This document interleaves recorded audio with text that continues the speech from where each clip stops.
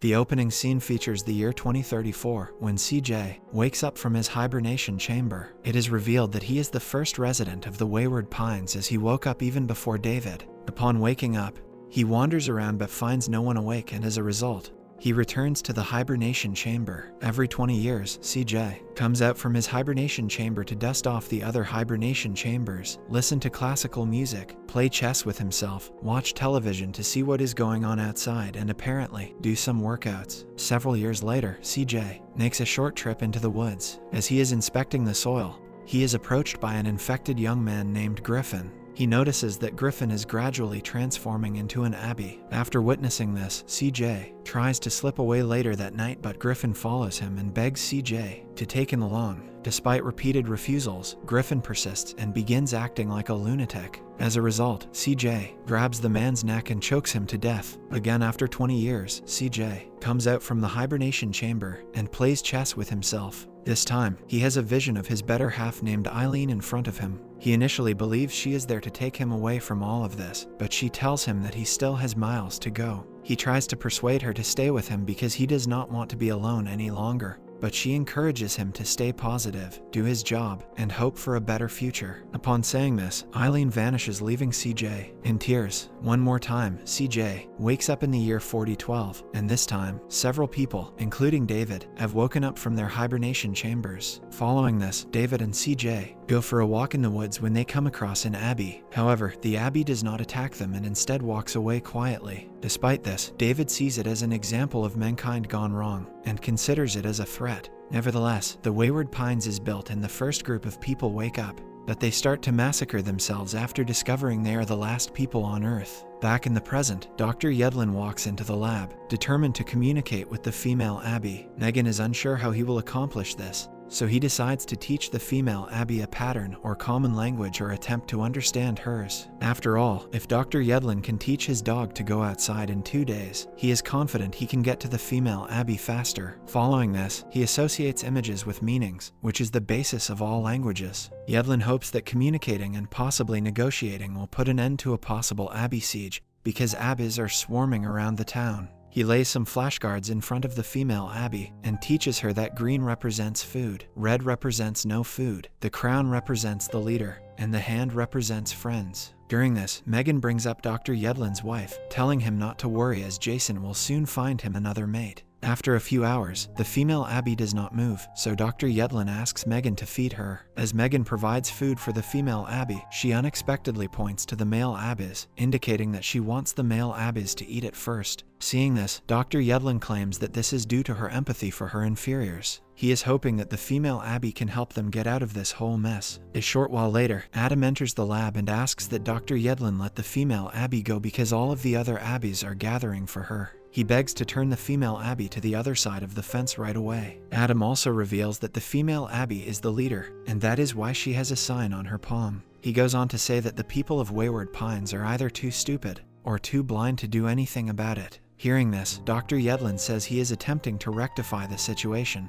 to which Adam responds that it is already too late. After some time, Jason and Carrie enter the lab and notice Dr. Yedlin trying to communicate with the female Abby. Jason refuses to believe that the Abbeys are bright enough to start a war and free their hostage brethren. Dr. Yedlin claims that they must try everything possible to save the town, and for the time being, Dr. Yedlin attempts to gain the trust of the female Abby. Following that, he displays the friendship card to the female Abby and points it to himself, indicating that he is their friend. With this, he unlocks the cage of a male Abby and demonstrates to everyone how the female Abby controls the other Abbeys. However, Jason still believes that they are in the midst of a war and must eliminate their adversaries. As a result, he shoots the caged male Abbeys, infuriating the female Abby. He is about to execute the female Abby as well, but Dr. Yedlin grabs his gun and orders him to stop. Carrie also appears to be on Dr. Yedlin's side, claiming that killing her would put the entire town at a great risk. In the next scene, Megan is working alone in the lab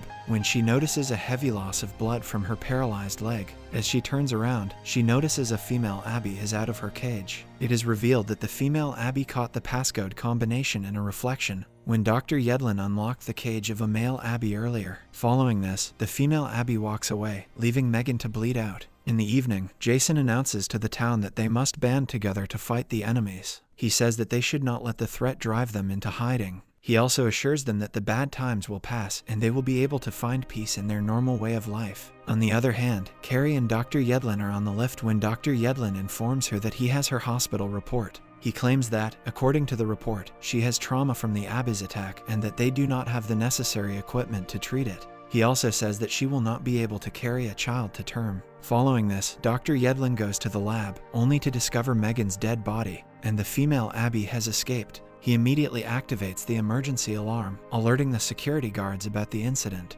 Jason, Carrie, and other guards arrive at the lab and inquire as to how it happened. Dr. Yedlin responds that Jason betrayed their trust, and they are now exacting their vengeance. Jason then directs the security guards to begin searching every air duct, hallway, and stairwell. Meanwhile, we see the female Abby making her way through the woods. Elsewhere, Xander approaches Rebecca and inquires if she has spoken with Dr. Yedlin. When she answers in the negative, Xander suggests she tell Dr. Yedlin about their baby. He also encourages her to stay positive and let go of the past. While they are conversing, they hear Jason's announcement about the escaping of the female Abby, telling everyone to stay inside and report anything they see. At school, Lucy is scared after hearing the news and decides to go to Rebecca, so Frank walks her there. On their way, the female Abby sees them but does not attack them, allowing them to safely reach Rebecca. It appears that the female Abby only attacks those who harm her. Following this, Xander pulls out some firearms that he had stashed away and hands them to a couple in Rebecca's salon.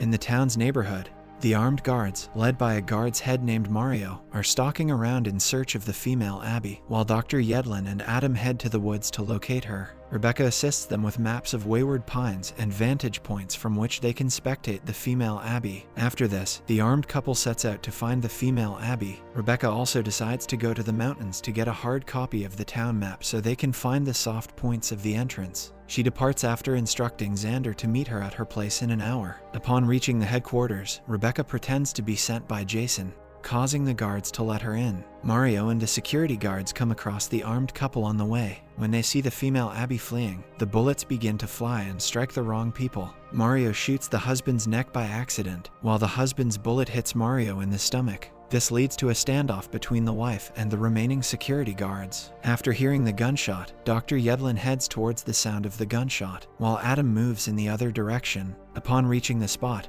Dr. Yedlin instantly shows off his leadership skills by ordering everyone to lay down their weapons. But until this time, he learns that the husband has already died, and as a result, he rushes Mario to the hospital. On the other hand, Jason takes Carrie to a room where they can live and start a new civilization if the Abyss take over. Following this, Jason gets bad news from Carrie that she can't have children due to the Abyss attack. Despite learning this, Jason manages to remain calm and comforts her, saying that he is proud that she told him. Meanwhile, Rebecca is on her way back from the headquarters with the hard copy in her hand when she comes across the female Abby. The female Abby approaches her slowly, but at the same time, Xander arrives and shoots the female Abby's hand, causing her to run away. Following that, both of them go to Jason's place, where Rebecca, with the help of the hard copy, informs him about the weak point, which is the drain pipe. Later, in the woods, Adam catches up with the female Abby as she is about to climb in the drain pipe. Despite having her at gunpoint, Adam allows the female Abby to go back to her peeps. He then drops his gun and follows her inside.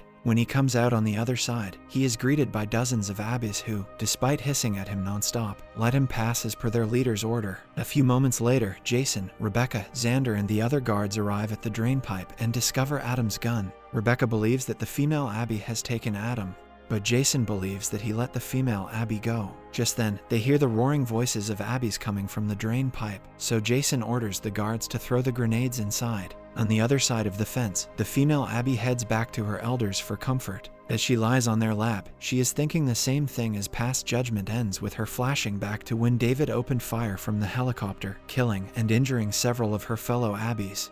Thanks for watching. Subscribe and hit that like button to help our channel grow. Turn on the notifications so you won't miss any of our new videos.